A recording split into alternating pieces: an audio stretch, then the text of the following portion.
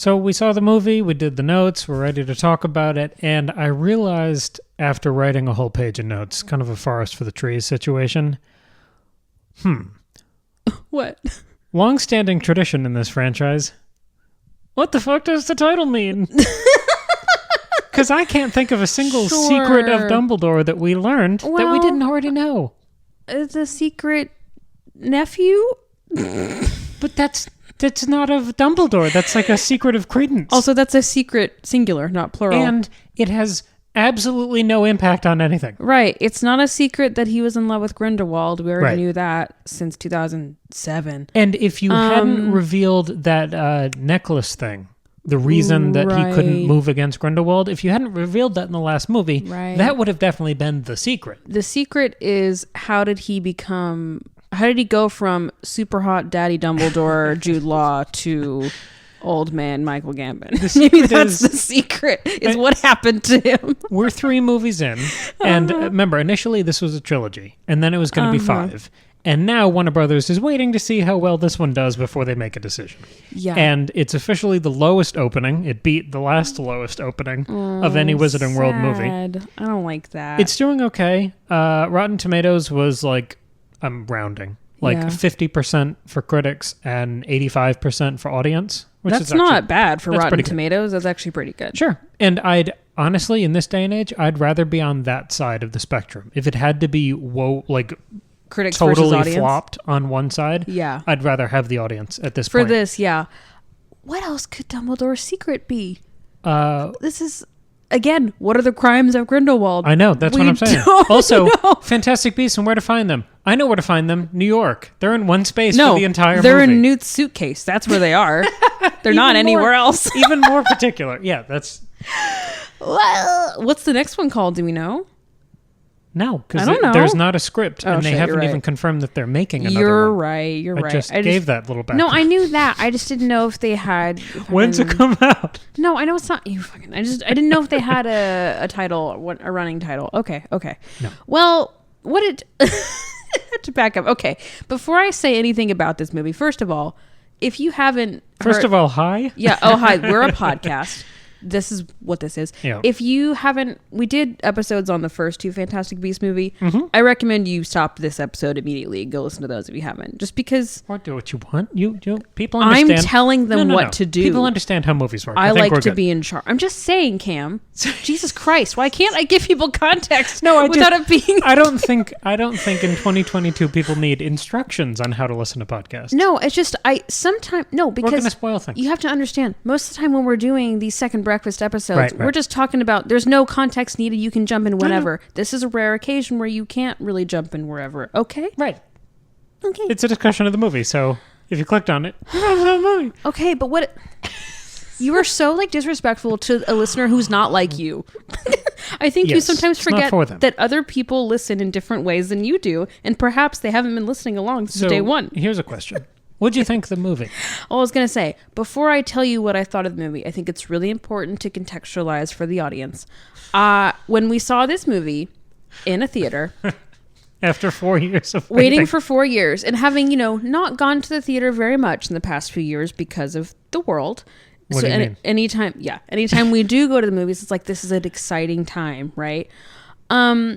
First of all, the speaker system in this theater was having a rough day. The front speakers were not nearly loud enough compared to the rest. The theater wasn't tilted.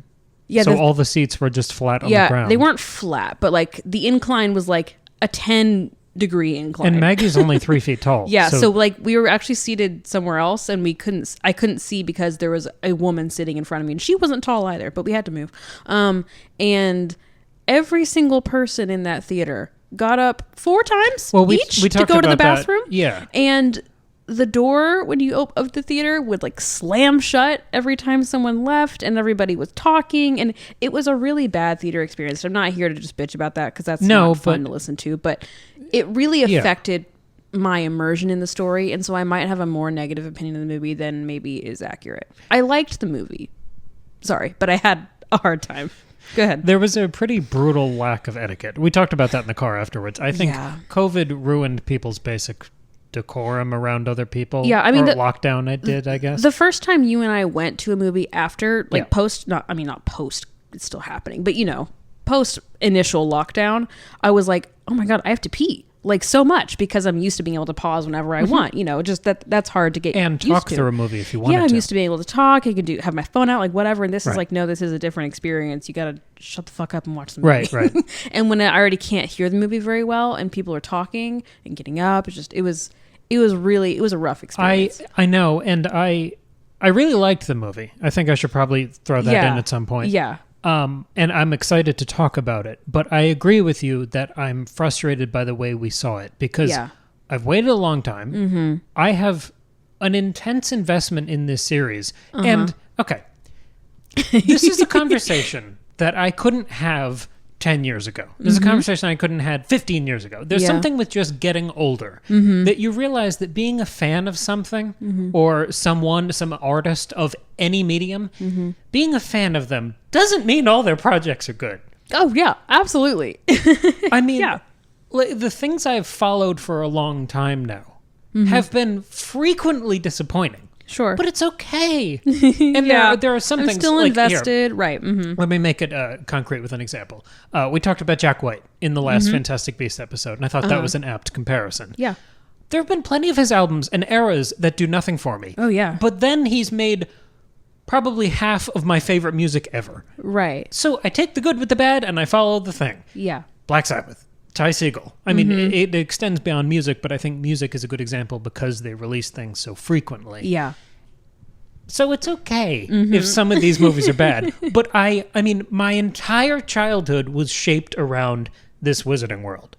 So I'm not going to give up on that. It doesn't matter if there are 3 movies that I have to take the good with the bad with. Yeah, that's and it's fine. and at this point, I've accepted these are not the Harry Potter movies, right. And that is fine. Like I got over that, 10 minutes into the first movie, the first time I saw it in the theater, like it's fine, right? But so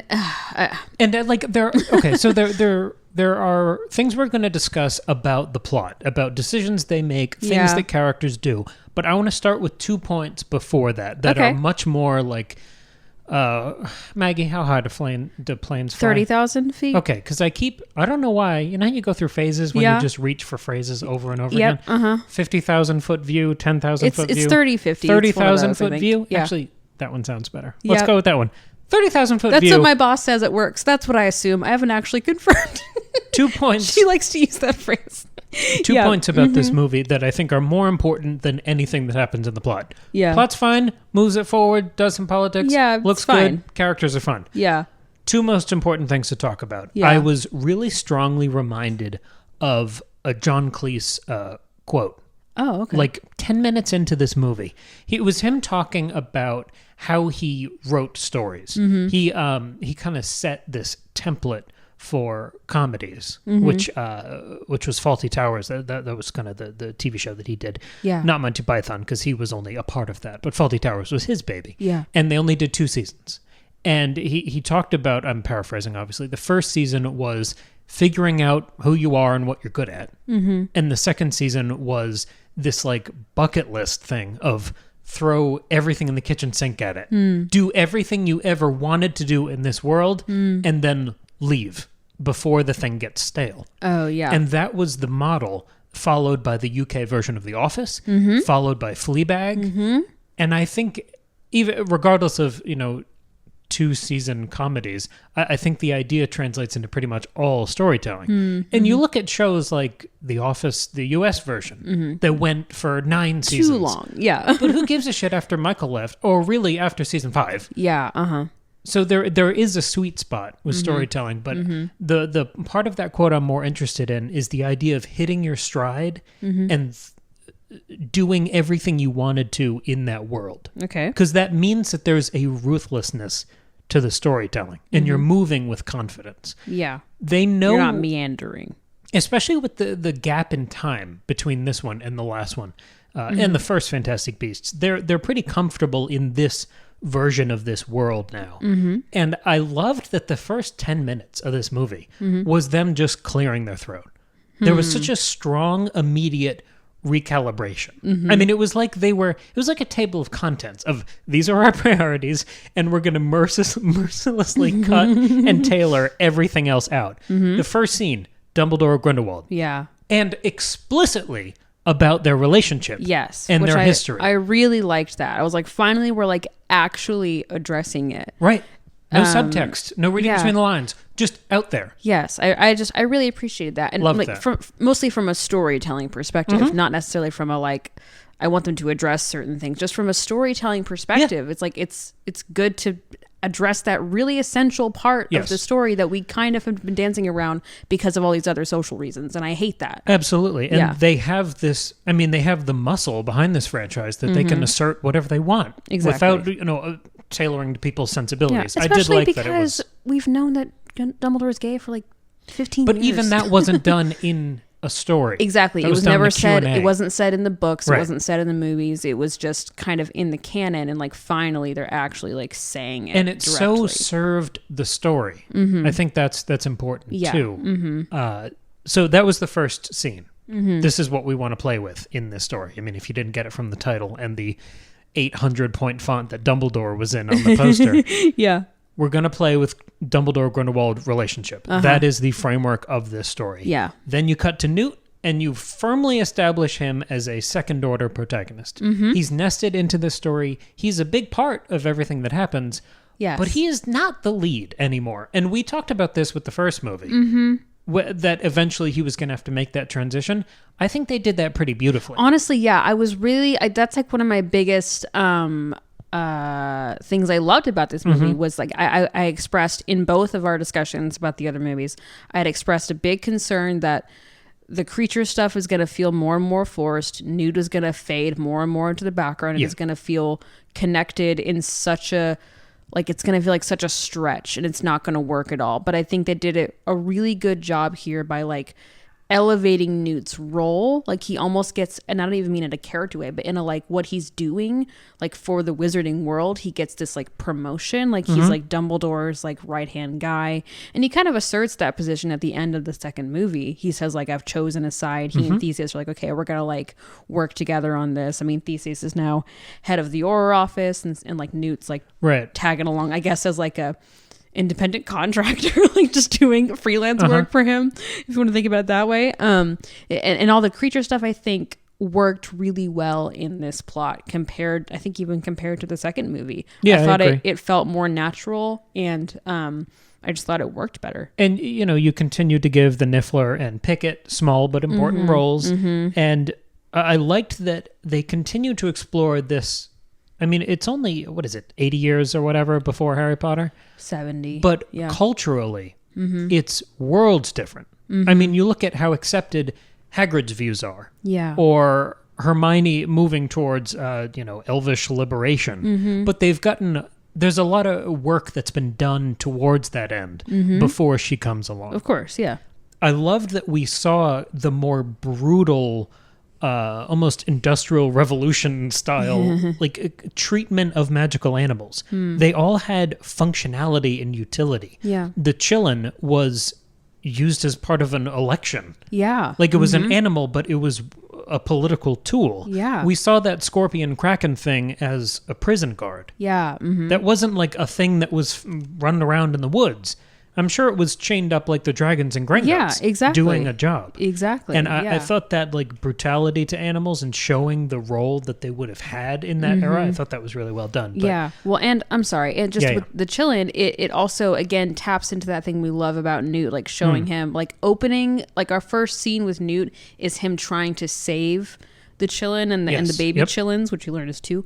I think that's such a good, like it taps into how sweet and pure he is with creatures and how much he loves them and cares about them and sees them in such a different way than our antagonists do, like seeing them as a tool and trying to capture them compared to Newt just trying to like help them live and survive on their own. And I was so worried because that whole little twist at the beginning of that prologue about the rescuing the Chillin was that there were twins. There were two Chillins. And I was so worried that was going to come back in the end of the movie that Credence was like the sister of Dumbledore's twin, I thought there was going to be some sort of twin bookend at the end of the story. Just make it too convenient, too clean. Like if she was a Dumbledore brother, not a nephew, I thought he would be like the twin of Ariana. I see. I was so worried that's what they were doing. But that also, again, as I've been trying to tell people, wouldn't work because Credence is way too young. But I know. Yeah. But anyway. Back to the recalibration thing and them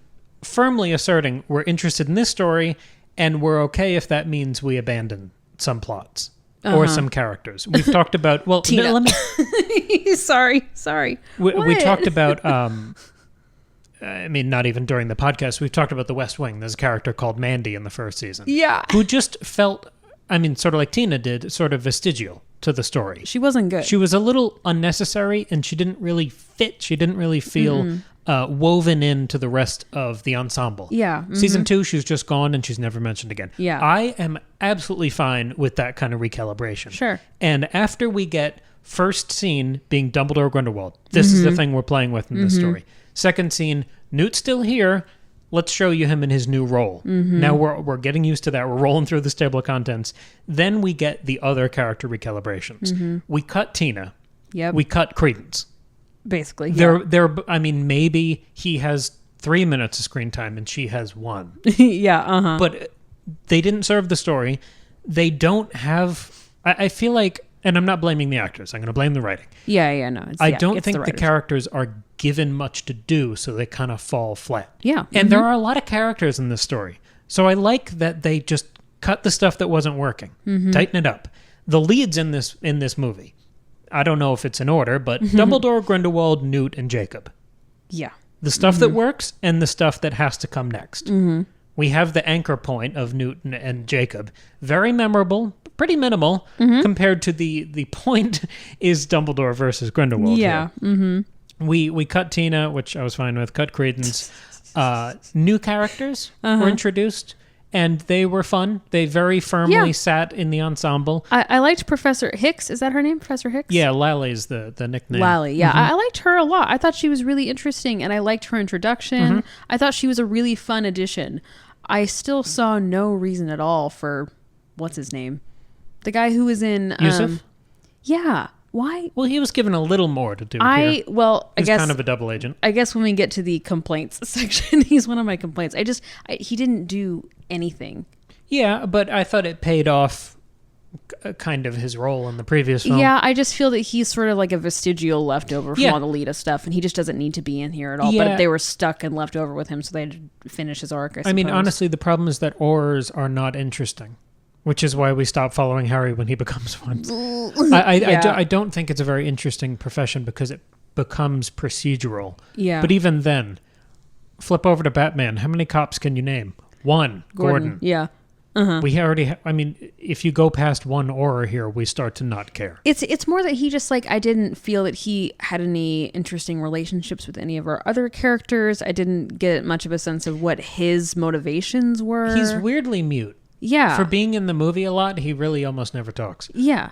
Anyway, I'm sorry. Yeah, so we have Lally. We also have Aberforth being introduced. I really liked Aberforth. He was cool. I think I was realizing sort of the pattern of these films. Because it's different talking about Harry Potter because it's books being cut down heavily to be on screen. Yeah. So there is there's a lot going into every choice in line. There are characters being boiled down to their essence. And here we're building characters from fragments of dialogue. Right. It's the opposite type of world building and storytelling. And the thing we've learned through these 3 Fantastic Beasts movies, and I'm glad we've watched them in such quick succession over a week. Me too. Because we are introduced to characters here. It's almost like a Russian nesting doll thing, where we get a hook in one movie, and we know that means they'll be built up in the next movie. We got that with Grindelwald. He's a hook. There's a cool reveal. Next movie, he's on the title, and we play with him. I mean, Dumbledore, we mentioned him in the first one. Now he's in the title and play with... We did that with Theseus. We did that with Yusuf to some level. We did that to Bunty. Where there is this kind of... We tease them in one movie and they'll be part of the next one. So when we meet characters like Lally and Aberforth, I was like, okay, interesting hook.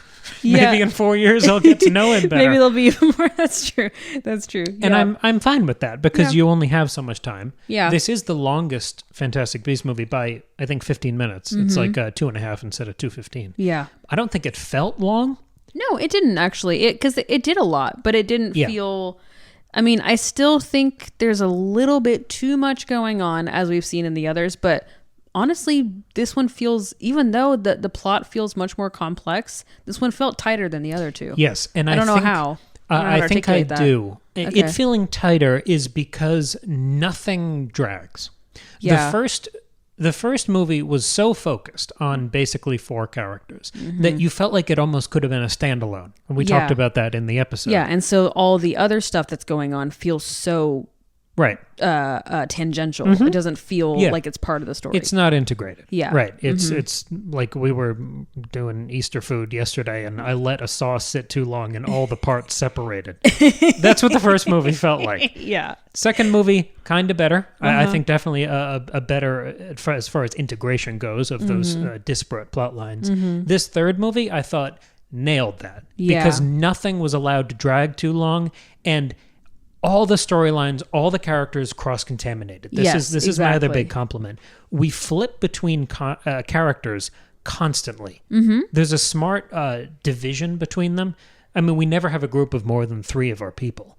Yeah, because they all have to split up and move around and do different things, And they're all rushing forward. The movie, it feels like almost a thriller type pacing, where there's not that much time that's being covered, but there's imminent disaster almost the whole time. It's almost like a heist movie because they have to like do this mission for Dumbledore that he doesn't really tell them what it is. I mean, there are definitely like moments of like reflection and contemplation and stepping aside, but on the whole, it was much more heisty than the others. And I liked that. So you're bouncing between all of these plots. There are echoes and mirrors as people are running around and trying to clone suitcases or find people or rescue someone from prison. Yeah. But dancing through all of those storylines, apparating in and out to give little bits of politicking and strategy is Dumbledore. Yeah. So you get him interacting with everyone. You really get that chess match feeling of him orchestrating this thriller. Right. And that was...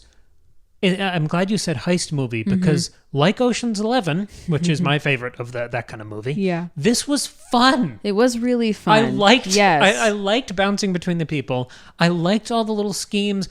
I'm happy every time Jude Law's on screen. He's phenomenal in this role. He is. Yeah, I think, honestly, a problem, I think that, like, the first one has lots of really fun moments, but then they try to, like, contrast it so heavily, I think, with the darker moments, and it feels like they don't... The gravity of the situation is not matching the levity of, let's find all the creatures, right?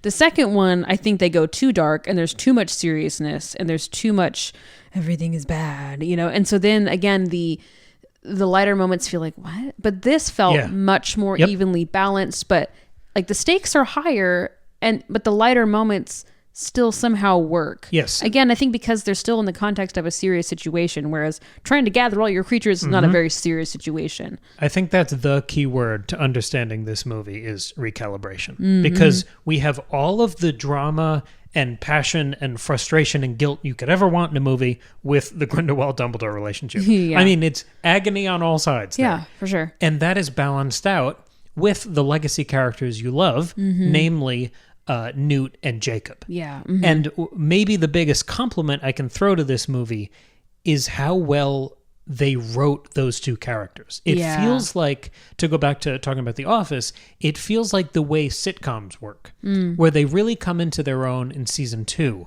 because they're factoring in what the actors brought to the role. Oh, yeah, sure. And it's not just that they see how funny and kind of industrious Jacob is. I mean, that actor brings funny to every scene. He's we so talked good. about it. He makes everything memorable and entertaining. But Newt has that same ability. It's just it's so much drier and more British. I mean, that makes sense, I guess. Yes, because Jacob's American. Yeah. And I was writing in my notes here that they're playing to Jacob's strength, giving him more physical comedy. I mean, the way he plays with the frying pan in the first 20 minutes. Oh, so great. Yeah. And every time they muscled him into the story and just kept him in the front row seat going through this. They gave him a wand. They sent him into this dinner to do reconnaissance. I was happy. Yeah. Because I don't care about the logic of the world at all. Well, I care about the thing being fun. I was also overjoyed. I will say in the trailer, they did the trailer in such a like, it felt so like cheap to me. Like they show the moment of Newt giving Jacob the wand in the trailer. Dumbledore. Newt gives it to Jacob on behalf of Dumbledore, right? He's like, Dumbledore asked me to give this to you. Mm-hmm. In the trailer, they play it like it's a real wand. They don't reveal that the wand, it doesn't have a core. There's actually no magic. So you think they're going to make a muggle do magic? That's absolute bullshit. Like, muggles can't do magic even if they have a wand. And then you realize, no, that's not what they're doing. It's all meant to be a ploy. It's all meant to, like, and I felt like I didn't like that marketing tool, but I liked the way it played out in the movie. Like, so there wasn't a whole lot of, like, I didn't find a lot of logical holes in it, honestly, because Hicks is with Jacob the whole time. Like, he's not expected to look after himself because he can't, because he has no magical ability. I liked the way he's inserted into the story and continues to be, they kind of have the little moment where Hicks goes to, like, collect Jacob, basically, and, like, convince him to help. Like, we are... It's justified why Jacob is useful, because, like, on, like, a skill level, Jacob has nothing to offer because he's a muggle. But his, like, his willingness to help, his good nature, humanity, like, and that's kind of the message of the whole movie, right? Like that's what the Chillin figures out and determines. So, and for these two characters that I'm calling silly, who help balance out the drama, they, I think, largely Newt and Jacob are played for their fantastic comedic talent here. Newt's scene with the shimmying scorpion dance thing. That's the funniest thing I've ever seen. It's one of the funniest scenes in any Wizarding World movie. Yeah. So they're nailing what works with Newt and Jacob. Yes. But they're also slamming home the pathos of both characters. I was going to say. Having Newt with a creature who dies, a mother giving birth in the first scene, and then cutting to Jacob with that traumatic scene of him thinking like Queenie is back in the bakery. He doesn't think she comes back. It's sort of him imagining if she came wishing home. She had. And then it zooms out and you see that he's alone. Yeah. Oh, so sad. The actors can do both of those things. Yes. But for characters who have heavily reduced screen time, they almost are given more range. Yes, absolutely. And they feel more important and more central. It's which is something that they struggled so much with in the second film. I felt like Jacob was barely in it, except for to occasionally crack a joke on screen. And Newt was there to just occasionally, I don't know, tell us about a creature. Like, they didn't feel like they had an important role. And I think it's because they have the experience with these characters now. They have 2 movies worth of arcs and challenges and skills that the actors are bringing, which makes it feel more like what I talked about when you're adapting from a book, when you're boiling it down. Sure, Here they have something to work off of. Yeah. And that's why this movie felt so much to me like an adaptation. And I know it kind of was, because the first draft was written, the movie was delayed, and around the time of that delay, they brought in Steve Kloves, who adapted all the Harry Potter books, or most of them, except for and wrote the screenplays. Yeah. So they brought him in as a co-writer. So he was kind of adapting something that was already there, but he was also creating in a world that he was experienced in. Yeah. But there are so many moments in this film that felt like the Harry Potter books. The world felt lived in. There were so many quiet moments. I know it kind of goes too far with characters like Yusuf, where they almost don't talk. Yeah. But there were so many moments where the magic and the magical devices weren't waved at the camera and explained. They were just part of the world. Yes, which I really like. When Newt is, when he passes out after that kind of chillin' chase at the beginning of the movie, we get a creature who comes out of his suitcase, and it's like this blowfish pterodactyl who carries him and the suitcase away to safety. And it was so beautiful. It felt like the first time you see Fawkes. It felt like Harry riding the hippogriff. There was something fun, wild, surprising. Like, it was pure spectacle, but moments of spectacle are what makes magic feel magical. Right. There was something imaginative. Right. Well, and it wasn't Newt just sitting us and telling Jacob or Tina or whoever, like, this is what this creature is, and it does this thing. Like, because again, I mean, I love Newt's creature knowledge, and I like when it's brought in, but that little trope feels kind of old now, and whenever it is in there, it feels kind of forced. Yeah. Like the only time that they really use it in this one is with the Chillin, which is essential to the plot, and the little scorpion things, which he has to tell to Theseus in like a moment of survival of like, no, you have to do this, like what is it called, like limbic whatever, in order to escape. But it's not Newt sitting down and like telling us through exposition, oh, well, this creature can lift heavy loads and it can blow up. Like, who cares? Like, we just see it happen, and that's much more magical. You're totally right. And there was just something natural and confident in this script with that authentic characterization that you kind of can only get from the creator being involved. Yeah. I mean, this is the problem with trying to revitalize a fantasy franchise 50 years after the author dies. Yeah. There's just always going to be that distance and suspicion. Yeah, right. So having someone who is, I mean, born and bred in this medium help that translation process along, I think really served this film. As a movie, it's probably my favorite. I liked the second one. There are parts I love of the first one, but I really enjoyed this one. I did too. I liked, I really also liked that we got to explore Newt and Theseus's relationship a lot more, because we only got to dip into it a little bit in the last film. And so I really liked getting to see that dynamic, especially because we didn't have Tina, and so we need to see Newt and Jacob. Their relationship is solid, and I don't think there's much more for us to do with their friendship. I mean, I always like them together, but there's nowhere else that friendship can go, really, unless they have like a major conflict. So it was nice to see Newt dive into and explore a relationship with another character, because Tina wasn't there. So I liked getting Theseus. I thought that was really fun. Yeah, he did a great job. I think he fits in that world pretty perfectly. And of course, we get to mirror that with Dumbledore and Aberforth's relationship. I thought the casting for Aberforth was so good. Perfect. I was like, I believe that is the man who played him in Deathly Hallows younger. Sure. Like, I completely believed it. I thought he was really interesting. He almost looked like Andy Serkis, which I liked. Yes. He just had like that kind of weird, kind of lizardy look to his face, and I don't too mean British. Yeah, some would say. But he was really great. I thought I really enjoyed seeing them interact with each other on screen, because you know from the books and from even if you've only seen the Harry Potter films, their relationship is complicated, and not everyone even knew that Dumbledore had that brother. I also thought that was kind of funny. They were sort of like playing with the audience. Like, I forget who says it, but they're like, I didn't know Dumbledore had a brother. Like, making fun of the idea that Credence is the secret brother. Do you know what I mean? But that also felt like a callback to Harry when he's trying to understand Dobby. When Dobby's trying to give him all these little hints about there's something bad happening at Hogwarts and Chamber of Secrets, why he can't go back. And Harry goes, he hasn't got a brother. Thinking it's like another Voldemort. The film did pepper in a lot of kind of half callbacks to Harry Potter that weren't fan servicey enough that it was like I didn't roll my eyes at it. Not quite, no. I liked that at the end of the movie, the whole conceit of Grindelwald can see the future, so we have to confuse him. That comes to its kind of crescendo with all of these fake versions of Newt's suitcase. Yeah.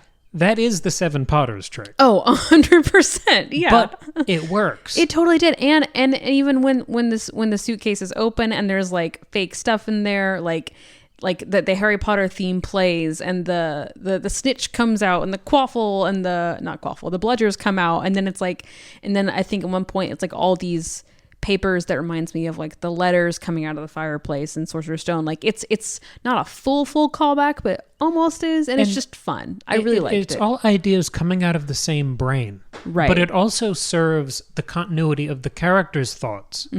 Because if something like that worked, you would do it again. And if this is a proto-Dumbledore's army, like I say, it's still Dumbledore. It would make sense that ideas would come back like, later. Important to remember, this is the same character, Dumbledore. Right. It's the same person. So he's going to have that like silly, playful, clever way of thinking about things. In the same way, the that Kraken Scorpion prison guard thing, the way it attacked Newt and Theseus and chased them out of the prison, the way that, I mean, maybe it was the positioning of the camera as much as anything else, but it felt like the basilisk chasing Harry in Chamber of Secrets. That's funny. I mean, I only thought of the dragon and Gringotts just being chained up down down the depths of a prison sort of thing. But yeah, that's really cool. And the other echo, which was maybe the most on the nose of the one we're mentioning here, is Always.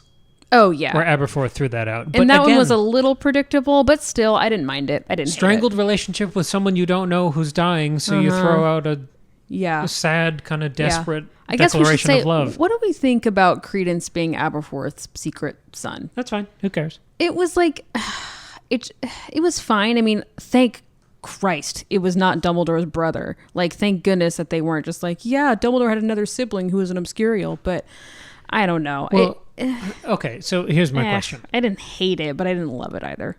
I wanted him to just be nobody, but that's fine. I mean, part of cutting Credence from this franchise, which they seem to have done, and they're certainly going to do now. I mean, he's not dead yet, but yeah. But yeah, that's my question. Why didn't they kill him? I know. Because they definitely demoted him, and they gave him this magic illness where he's about to die, and that's why the Phoenix is there. It's his Obscurus that's killing him, right. We know that. So, at some point, he's going to blow up? Yeah, it is weird that they didn't kill him, because he could have very cleanly died at the end here, like in Aberforth's arms. That would have been fine. He could have blown up, and we think he killed Grindelwald. And then you see Grindelwald kind of escaping out the back. Instead of him just going into a bubble and going away. I just like Glinda. And I mean, we might find out. Hopefully they get to make another one of these. Yeah. If they do, because I want them to end the story the way they intended. Obviously, I always want that. I hate when things are canceled. Yes, me too. Why? What else is there for this character to do? I know, that's the thing, because Grindelwald's lie no longer applies, because he knows that he knows that it's half true. Again, I think if Credence had really been no one, then the betrayal from Grindelwald would have been much stronger and more intense, and I think that would have worked better.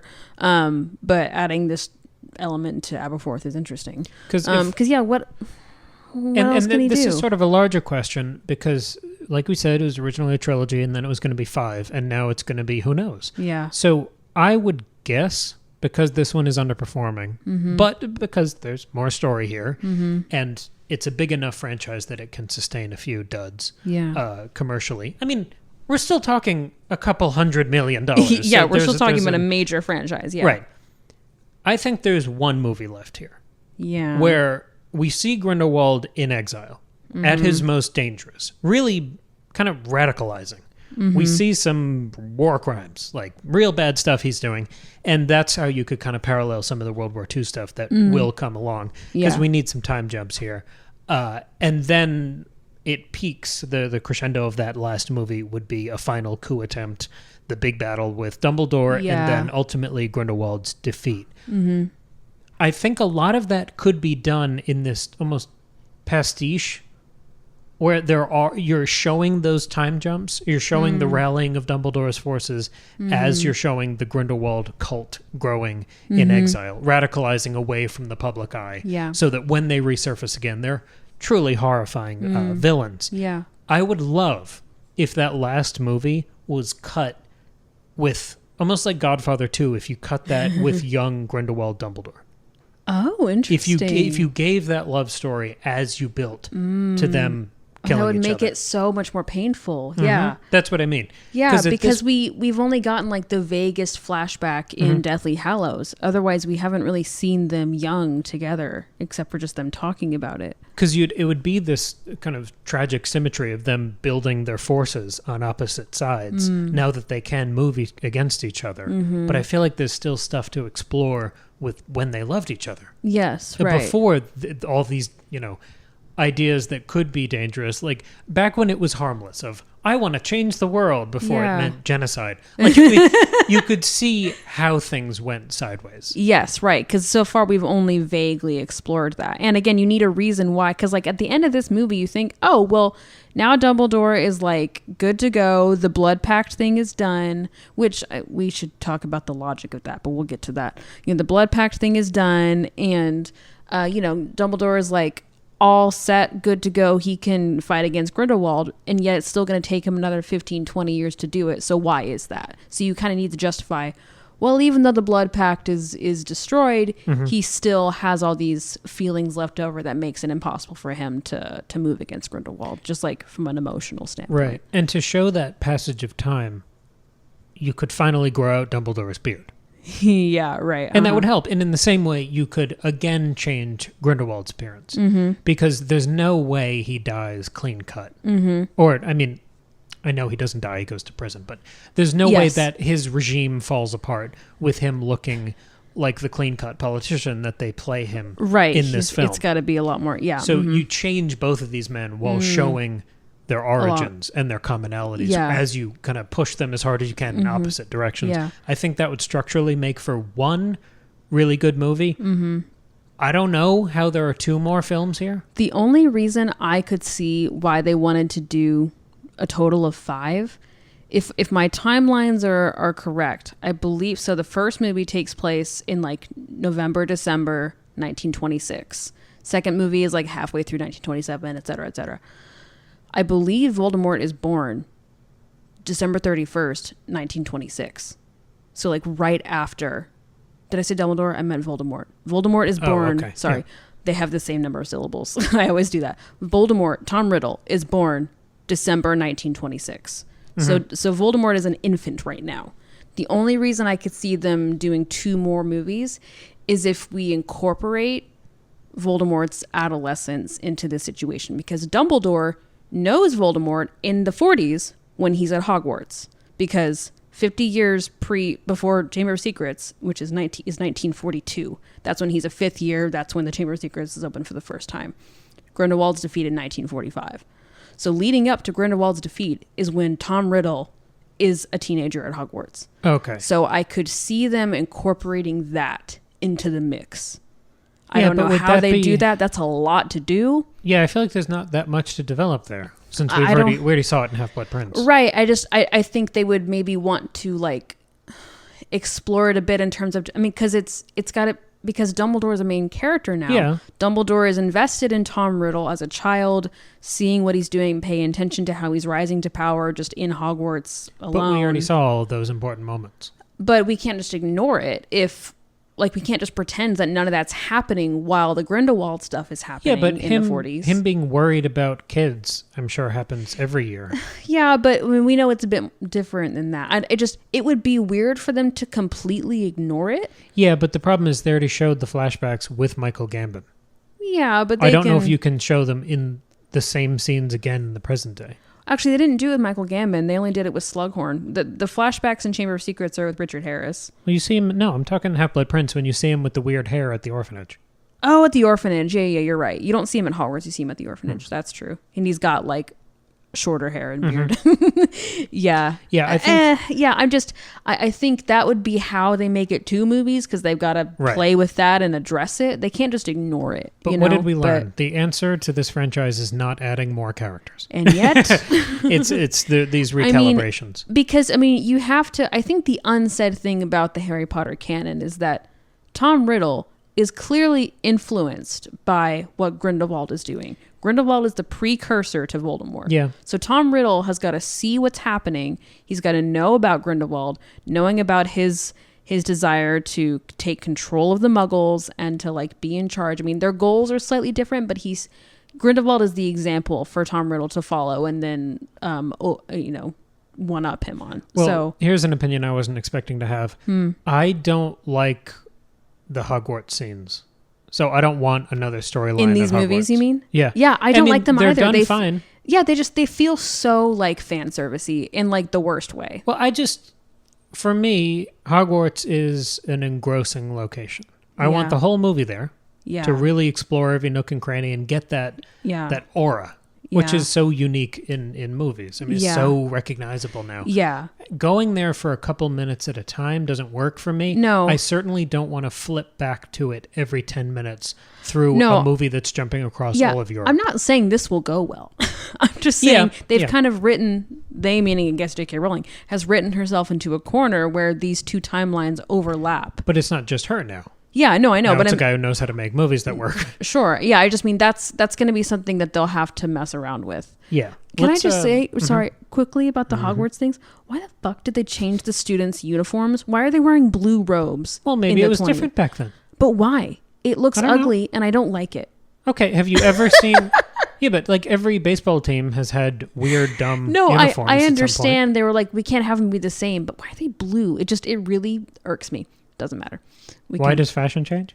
That's your big question. No, why blue? Why not just like make it a slightly more dated design, but still keep it black? Why is it blue? It just it bothered me in the last movie, and it bothered me in this one too. Anyway, so I want to take a second to talk about Grindelwald. Okay, third episode in a row of talking about how they present him and what they want to do with him. Yeah. Here, let's talk first. I think the first thing to play with is not even how Mads Mikkelsen plays the character, because I think he does a great job. He's fine. It's a different version of the character, but that makes sense. All three actors who've brought something to this role have played a different angle of a very complex character. I think that works really well. I don't know if there's a character in this franchise that you could do this with who's not Grindelwald. Yeah. So they kind of got lucky there. Yeah. So what I'm more interested in is the appearance of the character. Mads Mikkelsen shows up with black or graying hair, like a clean sort of swoop of middle-aged hair. Yeah. No mustache. Different accent. No Marilyn Manson eyeball. No, I mean, one eye is slightly lighter than the other, but it's a lot more subtle than Johnny Depp. Yeah, but he's not wearing the funky contact that Johnny Depp it's was. not quite like Johnny Depp's, yeah. He doesn't have the mustache. He doesn't have the Peaky Blinders haircut or the spiked white, hair in the front. Hair, yeah. He's dressing much less Tim Burton-y. He's just wearing a suit through the movie. Yep. And at this point, since we're not addressing it, this is not something anyone brings up like, oh, you changed your hair color, Gellert. Normally again. Or your eyebrows used to be really thick when you were Colin Farrell. Yeah. No one brings any of this up. Yeah. At this point, the Grindelwald representations feel like political cartoons. That's how I started to think of it watching this film, where they're exaggerated to prove a point. So the first movie, if you look at the Colin Farrell version, he was this like, he was kind of like a yuppie gone bad. Yeah. Like he was a young professional who was also a bit of a fascist. There was kind of a Patrick Bateman kind of thing there. Yeah. Second movie, leaning into the deranged cult leader in exile thing. Yeah.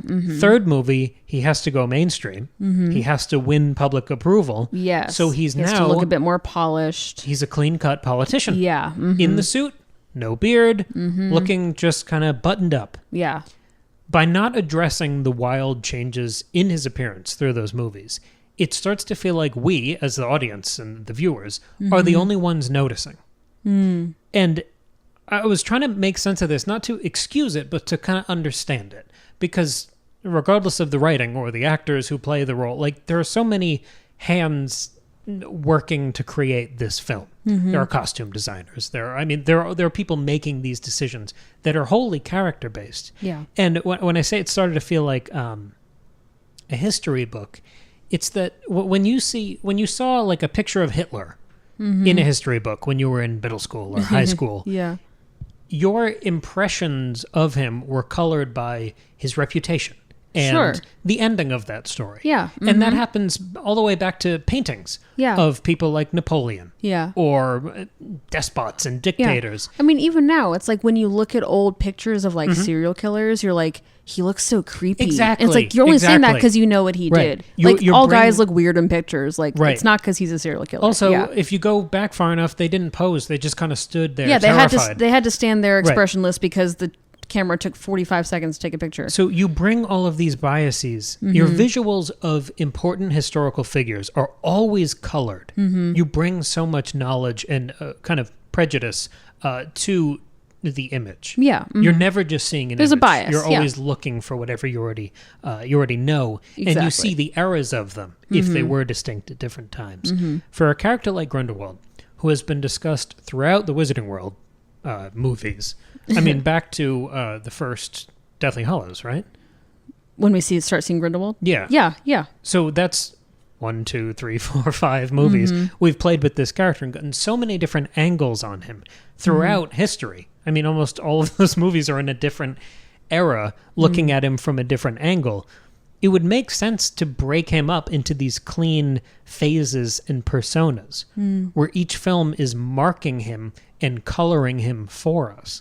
So we can see that like historical snapshot of him as he ages through this horrible, scary life. And to that end, if the next movie is going to be him going back to that in exile cult leader status who's trying to lead a coup and overthrow the magical world, do you bring him back to the Johnny Depp look with the more wild appearance? Because he's done going the conventional route. I mean, yeah, I think they'll probably like grow his hair out a bit, give him a bit of a scruff. Like, yeah, I think they'll have to do that for sure. At this point, I have no idea who's going to be playing him. But I hope it's still Mads Mikkelsen. I don't know. If they change it again. I'm not going to make any assumptions at this point. I mean, but as far as the costuming choices, the hair and makeup and all the clothes, I think you can make so much of the political commentary through those people. Yeah. And I think those people have been constant through the franchise. Yeah. Well, and I would say just like throughout the whole Wizarding World franchise, they are usually very intentional with those like hair and costuming and like facial hair choices. Like they think about that kind of thing often. Because I saw so many, I mean... They do that with Sirius, You know how people talk about not being able to talk about Star Wars online or follow the fandom? A little bit. I'm not as into that as you. No, of the fandoms, that one is viewed as toxic right now. Oh, okay. So the idea is like you can't even... No one can have a healthy, civilized conversation about it online without like running to their political tribe and yelling about things. Okay. This movie, the reviews are so colored by whatever you're bringing to how you feel about J.K. Rowling or Ezra Miller or Johnny Depp, that there are no worthwhile reviews out there. And right, because they're not about the movie. They're about extra things. Yeah. And I've seen people be so pissy about like, what did Fantastic Beasts need to fix it? Oh, I think they need to waste 2 hours playing with the democratic process in this third film. Like, no, dummy. I talked about the second movie and the exploration of Grindelwald's fascism as a metaphor for the fascism of the 20th and 21st centuries and how explicitly it explored a lot of the Trump era. Yeah. That continues here when the crescendo of the film is a stolen election. Absolutely. So if you're reviewing the film from a far left angle, how do you not play with those ideas? Yeah, that's absolutely what that was. That's a very good point. First walk of the chillin' fake out when it's the dead chillin' is literally Grindelwald stealing the election. Yeah. Interesting. So they're continuing to play with all of those ideas. And I think the move here, if we're kind of fan casting writing the fourth movie, is to play with the return. And this is a thing, again, we talked about after we saw the movie. Him coming back from exile and making that second play for power. When we see rallies throughout the film. We see violence at those rallies. Yeah. No historical echoes there. And you see people, like, there's a hunger for this brutal fascism and genocide towards Muggles. You see as, whether it be Theseus or Newt, as they kind of slink through a crowd trying to find someone or keep an eye on someone scary, you see people losing their minds, pumped at these horrible ideas. Totally. Grindelwald coming back is going to be Napoleon coming back. Exactly. It's going to be the fear of what if Trump runs again? I was going to say... So it's not just playing with the future. There's so much throughout history you can roll into that. Where it doesn't have to be a coup. Yeah. Sometimes they'll win on a popular election. Sometimes they will just seize control or they'll have a military uprising. I'm interested in that angle. Yeah. But the politics of this film, again, I thought were recalibrated and focused. And I thought the continuing exploration of fascism was really nuanced and well done here. I liked it too. And I liked that I don't want to say they leaned away from the Hitler comparison, because that's always going to be there anytime you have a fascist leader gaining power, but especially in this era of history. But it felt much more its own thing, and I liked that it became about trying to like I think it's the Wizen, is it the Wizengamot that they're like trying to elect a leader of? So he's the head of the European Union. Yes, exactly. So it became less about like Germany and more just about like the wizarding community as a whole, and like we have these other people we're trying to elect and stuff, and like it didn't feel so much, but because so much of the second one I felt was Grindelwald trying to be like, let's prevent another war. We don't say that part out loud. Yeah, and it was all that stuff, and I think they leaned away from that a bit, and it felt more its own thing, and I liked that. But also the harder, or maybe the longer you run down this road of how do we represent a fascist leader, the more overt you have to get. Sure, because at some point you're doing the stuff you're talking about. Of course, yeah. And the moment, and this is maybe where I disagree with you, or maybe where I found that the Yusuf arc was satisfying, the moment where Grindelwald is trying to woo him, and you see him give like a spark of personal attention to anyone who's going to be useful to him. And that's how he brings them over to his side. When he makes this appeal to Yusuf based on their shared like pure blood, we've been playing with that pure blood idea since the first or second Harry Potter books. Yeah, I mean, Chamber of Secrets. So that's like when you start. 20 years ago that was written and published. This is the first time that idea has felt like truly disturbing. And I think it's a difference between like a 12-year-old being prejudiced because their father is prejudiced. Yeah. And Draco like just kind of being a shit. Yeah. It's a difference between that and this direct appeal. It was like active bigotry. It wasn't dog whistle. It wasn't reading between the lines or suggestion. It wasn't innuendo. It was out and out. Yeah. Well, especially to a character who we saw in the last movie. A lot of his, I mean, again, we don't get a ton from this character, but one of the big things we see from him is he's motivated by trying to understand his family and his family ties. And he has just lost his half sister, Lita, who is like, again, one of the last people in this like long pure blood line. And so he's like trying to find these connections with his extended with his family. And so you see Grindelwald playing on that. That's a very effective way to get somebody to come to your side and fight for your cause, is to appeal to their weaknesses and their desires. And that moment felt like that was kind of the crux of the movie for me. It felt like the first effective moment of the pure blood bigotry. I mean, representing that in a truly terrifying way, because it wasn't just the ridiculousness of racism or any other bigotry, of someone just out and out saying that someone is better because of their skin color or race. I mean, there's an absurdity and a horror to that idea. Yes. It wasn't just hearing someone say that and enthusiastically, confidently making an appeal to Yusuf based on that principle. It wasn't just that. Right. It was that Grindelwald, like you said, killed Yusuf's sister a week ago in the previous movie. But he's so far gone down this belief that he thinks this pureblood thing is way more important than killing your sister. Yeah, right. This matters. That was nothing. It's that like second level of insanity. Totally, yeah. And that really, I think that was the first moment that showed me how nuts Grindelwald is.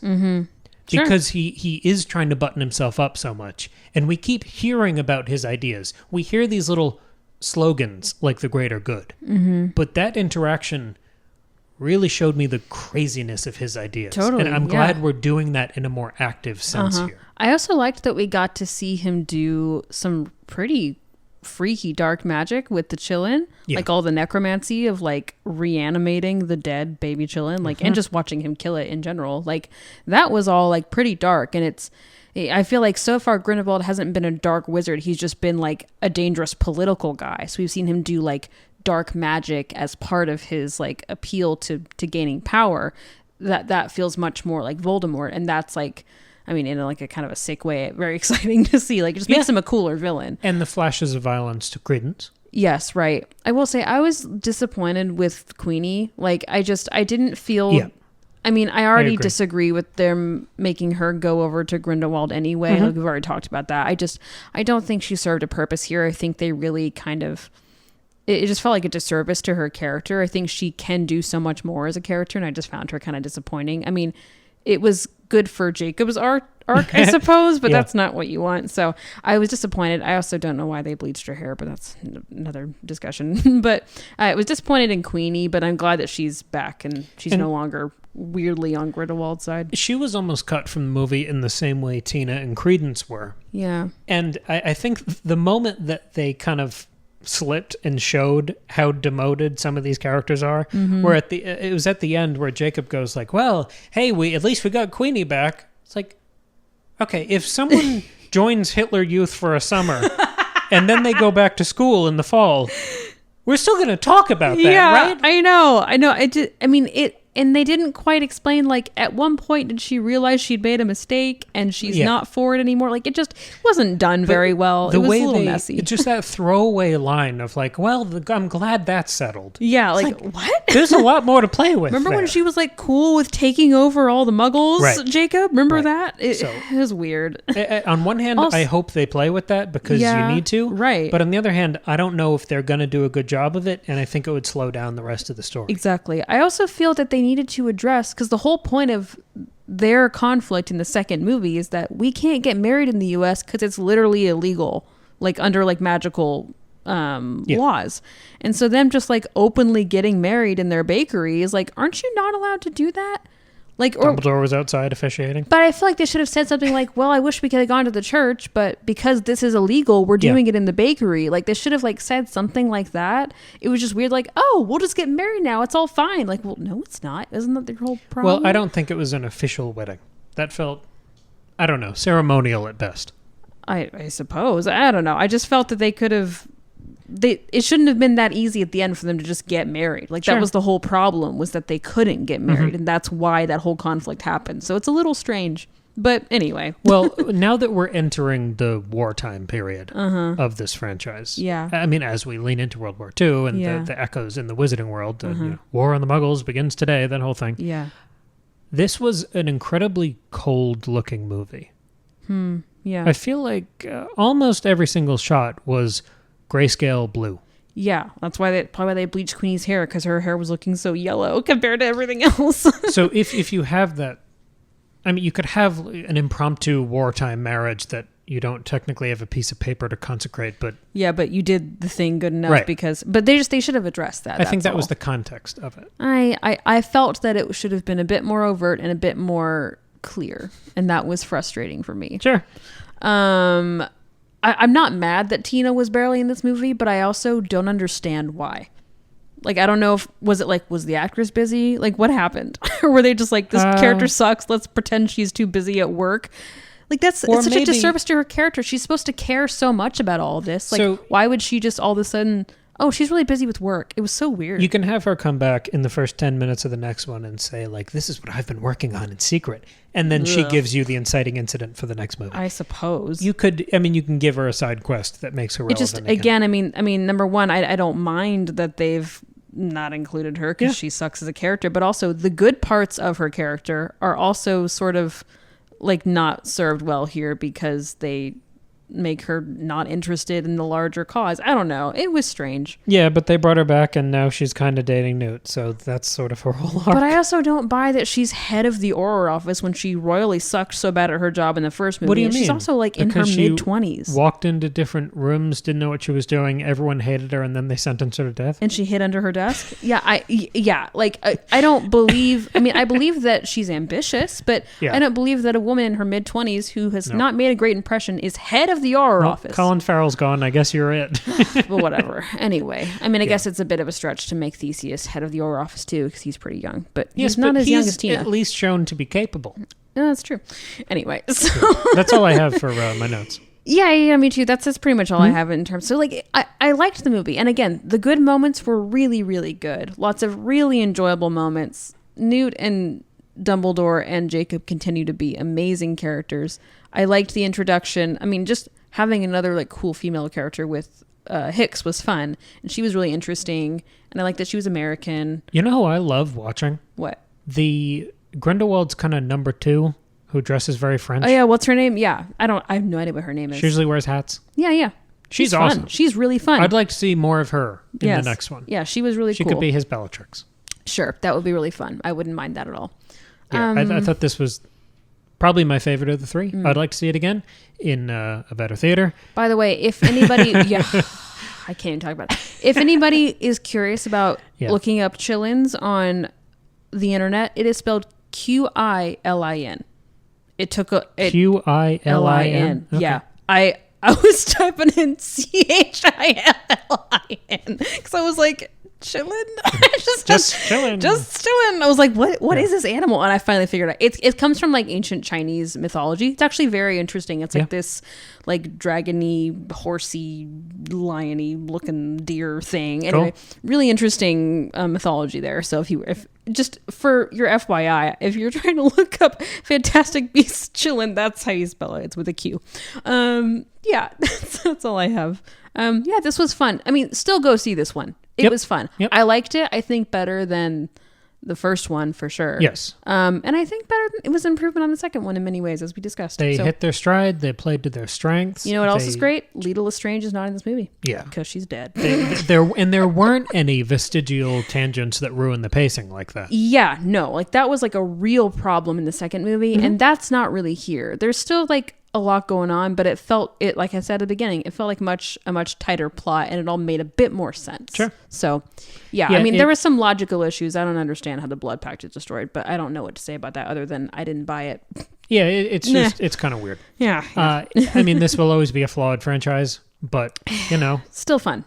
If you've been following this thing since you were 7 going to a midnight premiere, that's okay. I would also like to say, for the good of the order, I called Bunty, being the one who had the case with the chillin' in it, like immediately. I was really proud of myself. You did a good job.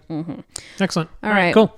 Thanks, everybody. I hope they get to make another one, and we'll mention it next time they make the announcement. And maybe then we'll know what the secrets of Dumbledore really are. Yeah. Because we don't know. Well, yeah, what do you think they are? Second Breakfast Pod on Instagram, TikTok, and gmail.com.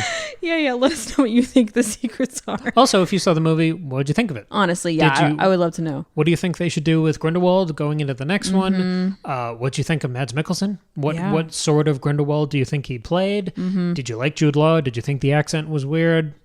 Give us your thoughts. All those fun things. Awesome. All right.